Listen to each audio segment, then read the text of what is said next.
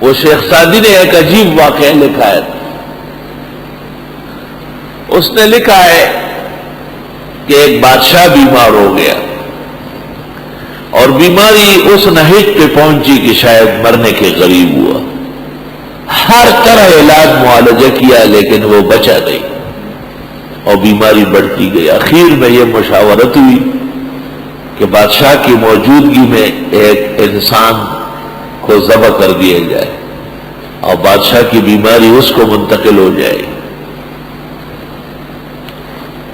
چنانچہ اس کے لیے فتویٰ لیا گیا مفتی صاحب سے، مفتی اعظم سے، اور قاضی القضات نے فیصلہ کیا کہ بادشاہ سلامت کی جان سے ملک وابستہ ہے، ہزاروں جانیں اس پر قربان ہو سکتی ہے. بادشاہ کا آرڈر تھا. وزیر مال نے خزانے کا منہ کھولا اور ایک خاندان جن کے ہاں بہت بچے تھے، انہوں نے کہا چلو ایک بچہ نہ صحیح، اس کو بادشاہ کے حوالے کر دے. اس بچے کو سونے سے تولا گیا اور وہ اس خاندان کو دیا گیا اور راضی کر دیا گیا. مقررہ تاریخ پر میدان سج گیا، لوگ چاروں طرف بیٹھ گئے، بادشاہ کا تخت بیچ میں ڈالا گیا اور اس بچے کو لایا گیا. ان کو خوبصورت کپڑے پہنائے گئے، خوشبو اور ہر چیز ان کو مہکا دی گئی. بادشاہ سلامت تخت پر بیٹھ گئے، قاضی القضات کی کرسی لگ گئی، قاضی، مفتی، وزیر.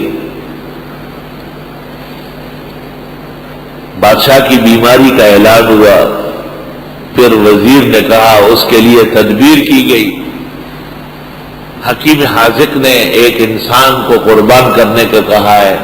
مفتی صاحب نے فتویٰ دے دیا. قاضی القضات نے جواز کے لیے جلاد کو بلایا اور وہ ماں باپ بچے کے وہ بھی رضامند ہو گئے کہ ہم نے خوشی سے بچہ پیش کیا ہے، بادشاہ سلامت پر قربان جائے. اس بچے کو ماں باپ کی گود سے لے کر کے میدان میں لایا جا رہا تھا. اندراں وقت او بخندید، شیخ سعدی کہتے ہیں، اس گھڑی میں وہ بچہ بڑچ بڑچ ہنس پڑا. بادشاہ بڑا حیران ہوا اور کہنے لگا کہ یہ وقت تو ہنسنے کا نہیں ہے، یہ عجیب بچہ ہے، اس سے پوچھو. تو بچے نے کہا دنیا میں محبت کا سب سے بڑا ذریعہ ماں باپ ہے. انہوں نے مجھے بیچا ہے بڑا مال لے کر. جب شکایت آدمی کرتا ہے تو پھر کوٹوال کے پاس جاتا ہے، جب وہ بھی نہیں سنتا تو پھر قاضی کو کہتا ہے، قاضی نہیں سنتا قاضی القضات کو، اخیر میں وزیر کو، اور جب وہ بھی نہیں مانتا تو بادشاہ تک پہنچتا ہے. بادشاہ کو تو میری جان کی ضرورت ہے. وزیر نے خزانے کا منہ بولا ہے. قاضی القضات صاحب خود بھی آئے، جلاد کو بھی لے کے آئے. مفتی اعظم نے بھی فتویٰ لکھا، ماں باپ بھی رضامند ہے. میرے لیے آسمان و زمین میں کوئی بچانے والا نہیں. مجھے ہنسنے یہ آئی کہ اے خدا، ایسے موقع پر بھی آپ بچانا جانتے جس کا کوئی بھی نہ ہو. اس معصوم بچے کی اس معصومانہ تقریر سے بادشاہ کا دل بھر آیا اور اس نے کہا کہ اس بچے کو نہیں ذبح کرو، اس کو چھوڑو. مجھے موت منظور ہے لیکن مجھے اس بچے کی موت منظور نہیں. شیخ سعدی فرماتے خدا کا کرنا تھا اس واقعے کے بعد ہفتہ 10 دن میں بادشاہ بالکل صحت مند ہو گیا. اعوذ باللہ من الشیطان الرجیم. میں پناہ مانگتا ہوں اللہ کے پاس شیطانی مردود سے، اللہ ہی بچانے والا ہے.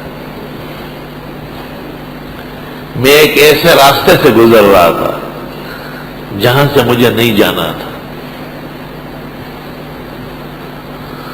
ہمارے کوئی دشمن تھے، وہ بھی وہاں سامنے آئے اور مجھے تاکید کی گئی تھی کہ یہاں سے نہ جائے، لیکن میں چلا گیا.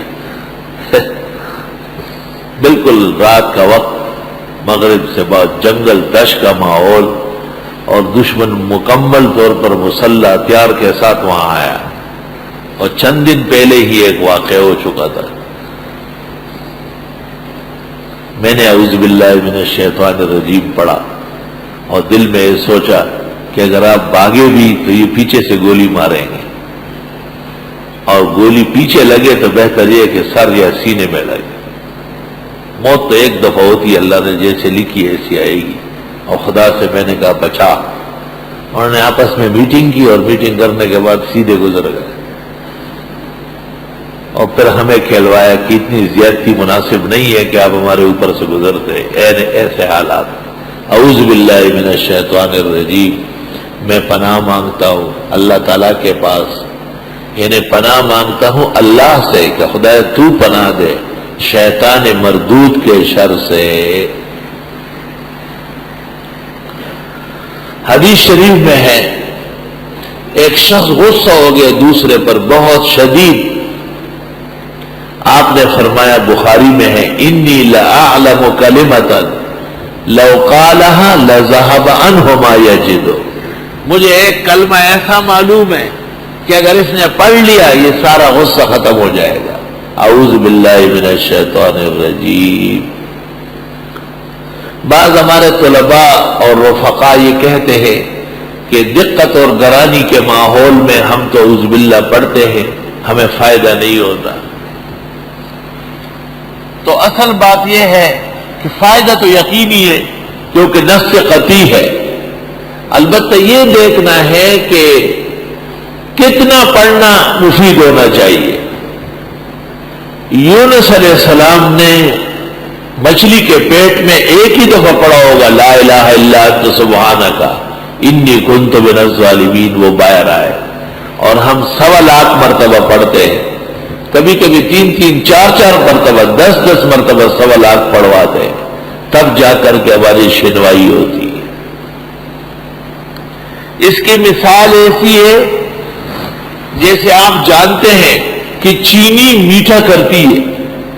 چینی ڈالنے سے پانی یا شربت یا چائے میٹھی ہوتی ہے، لیکن اگر آپ نے ایک پیالے میں 1 یا 2 چمچ ڈالے تو میٹھی ہو جائے گی، لیکن اگر آپ نے جگ میں 1 چمچ ڈالا تو میٹھا نہیں ہوگا.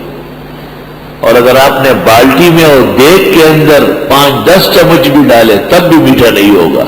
تو یہ نہیں کہا جائے گا کہ چینی میٹھا کرنے والی نہیں، وہاں مقدار زیادہ ہے. آپ چینی بڑھا دیں، 4-5 کلو ڈالنی پڑے گی.